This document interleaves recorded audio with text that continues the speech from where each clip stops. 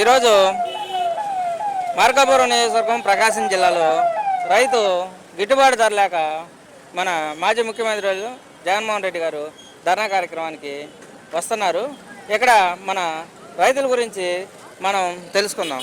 ఇక్కడ పొగాకు గిట్టుబాటు ధర ఎలా ఉంది, ఈ ప్రభుత్వంలో ఎలా ఉంది, గత ప్రభుత్వంలో ఎలా ఉంది అనేది ఒకసారి చెప్పరా.